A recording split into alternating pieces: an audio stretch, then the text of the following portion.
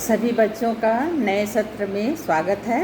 और बच्चे, जैसा कि अभी ये दूसरा सत्र है, जबकि अभी तुम लोग स्कूल में नहीं आ पा रहे हो और बहुत सारी बातें हैं जिसका तुम लोगों को ज्ञान नहीं हो पाता है। जब स्कूल में आते हो, सामने रूबरू होते तो बहुत सारी बातें समझ में आती हैं, लेकिन कुछ बातें हैं जो अभी क्योंकि स्कूल नहीं आ रहे तो नहीं समझ में आती हैं। तो कुछ मैं तुम लोगों को बताना चाहूँगी कि जो 10th पास किए हैं उन बच्चों के लिए 11th में तुम लोगों को सब्जेक्ट का विषय का चयन किया जाना है। और तुम सबको मालूम है कि हमारे स्कूल में साइंस में बायो और मैथ्स है, कॉमर्स है, एग्रीकल्चर है, होम साइंस है और आर्ट्स की पढ़ाई होती है।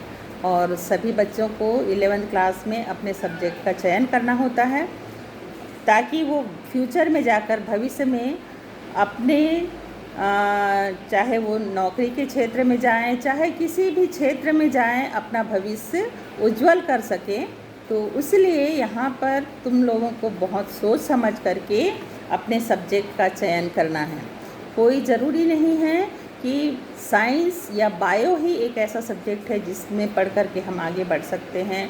ऐसा बच्चे बिल्कुल ना सोचें। सारे जो सब्जेक्ट हैं वो सभी सब्जेक्ट अच्छे होते हैं, इसीलिए ही रखा गया है इन सब्जेक्ट को, इन विषयों को, है ना। तो बिल्कुल तुम्हारा इंटरेस्ट जिस भी विषय में हो उस सब्जेक्ट का चयन करो। ऐसा ना हो कि तुम दबाव में आकर के या फिर सहेलियों के साथ आना जाना का जो चक्कर होता है उसमें तुम अपने विषय का चयन करो। तुम क्या पढ़ सकते हो, किस में तुम्हारी रुचि है, इस पर ज़रूर ध्यान दो। तुमको यदि है साइंस में रुचि है, बायो में तुमको अच्छा लगता है, उसमें फिजिक्स केमिस्ट्री की पढ़ाई तुमको करनी है, तुमको ये लगता है कि हाँ मैं इसको कर सकती हूँ, तभी उस सब्जेक्ट का चयन करो। तुम्हारा इंटरेस्ट मान लो कॉमर्स के क्षेत्र में है तो तुम ज़रूर कॉमर्स का चयन करो, वाणिज्य विषय का चयन करो, जहाँ पर कि तुम लोगों को मालूम है कि बच्चे उस सब्जेक्ट का चयन करके अकाउंट्स के क्षेत्र में आगे बढ़ सकते हो, है ना। उसी तरह से उसमें और भी चीज़ें रहती, जैसे कि कोई सीए बन सकता है, सीएस बनते हैं, ये सारी चीज़ें कॉमर्स के विषय में रहती है। एग्रीकल्चर, कोई बच्चे जिसको इंटरेस्ट है, कृषि के क्षेत्र में इंटरेस्ट है, तो वो कृषि विषय का चयन कर सकते हो। आगे की जो तुम्हारी पढ़ाई है वो एग्रीकल्चर के क्षेत्र में बहुत सारे उसमें फसल उत्पादन रहता है ना, डेयरी प्रोडक्ट रहता है, इन सब का बहुत सारे उसमें ऑप्शन रहते हैं, उसमें तुम आगे बढ़ सकते हो। उसी तरह से जो बच्चे होम साइंस में जिनको रुचि है वो होम साइंस विषय का चयन करो, क्योंकि मैं स्वयं होम साइंस की छात्रा रही हूँ अपनी पढ़ाई के समय, और आज तुम सब देख रहे हो कि मैं एक प्राचार्य के पद पर कार्यरत हूँ। तो कई लोगों का ये मत रहता है, कई लोगों का विचार रहता है कि होम साइंस या गृह विज्ञान केवल खाना बनाने का क्षेत्र है, लेकिन बिल्कुल भी मन में ये ना सोचे कि गृह विज्ञान खाना बनाना है ना। गृह विज्ञान जैसा कि शब्द से ही तुम लोगों को समझ में आ रहा होगा कि गृह और साथ में विज्ञान जुड़ा है, यानी विज्ञान जब शब्द जुड़ गया है तो ये ज़रूर है कि उसमें विज्ञान शामिल है, साइंस उसमें है, क्योंकि बिना साइंस के गृह विज्ञान नहीं चल सकता है। तो बिल्कुल मन से बिल्कुल विचार निकाल दो कि गृह विज्ञान खाना बनाना है। उसमें जो हम पढ़ाई करते हैं उसमें मुख्य जो विषय रहता है फूड एंड न्यूट्रिशन रहता है ना, होम मैनेजमेंट रहता है। फूड एंड न्यूट्रिशन माने आहार एवं पोषण।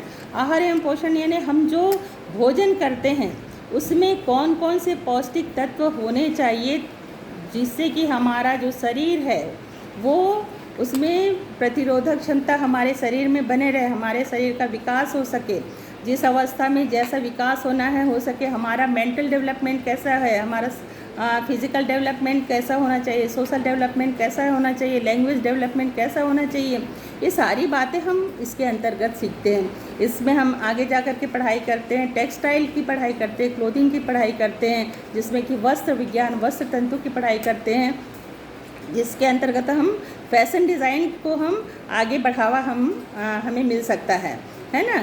तो कोई एक चीज़ ऐसा नहीं है कि गृह विज्ञान पढ़ करके हम केवल खाना बनाएं, उसमें हमारे आगे पढ़ करके बहुत सारे क्षेत्रों में आगे जाने के चांसेस रहते हैं। तो निसंकोच और निश्चिंत रूप से तुम गृह विज्ञान विषय को चुन सकते हो और उसकी पढ़ाई कर सकते हो। इसकी पढ़ाई ज़रूर थोड़ी सी सरल है ना, अन्य विषयों की अपेक्षा सरल है। तो मैं कहना चाहूँगी कि इसके ऐसा नहीं है कि केवल कमज़ोर बच्चे इसमें आते हैं, अच्छे बच्चे जिनको भी इंटरेस्ट होता है वो इस सब्जेक्ट का चयन करके जब कॉलेज में पहुंचते हैं तो वो अच्छे विषय जिनको आहार एवं पोषण में रुचि है वो आगे जा कर के बायोकेमिस्ट्री पढ़ते हैं उसमें, है ना। तो ये बहुत अच्छा सब्जेक्ट है, जब तुम आगे उसको पढ़ते जाओगे और तुम खुद ही लगेगा कि अरे हम जिसको कि ऐसे ही सोचते थे तो वास्तव में हमारे जीवन के लिए बहुत ही उपयोगी सब्जेक्ट है।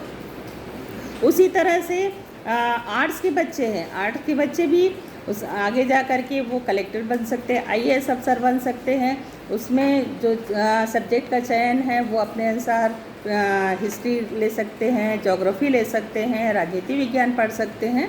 तो ये कुछ विषय, सारे जो विषय हैं उसका संक्षिप्त में मैं तुम सारे बच्चों को बताई हूँ। और सभी बच्चों से मैं आशा है कि तुम बच्चे सोच समझकर अपने विषय का चयन करोगे और आगे की पढ़ाई अपनी जारी रखोगे। इसी के साथ पुनः एक बार तुम सारे बच्चों को बहुत बहुत बधाई देती हूँ कि तुम सब बच्चे 11वीं कक्षा में आ गए हो और अपने इंटरेस्ट की, अपने रुचि के सब्जेक्ट का चयन करोगे। धन्यवाद।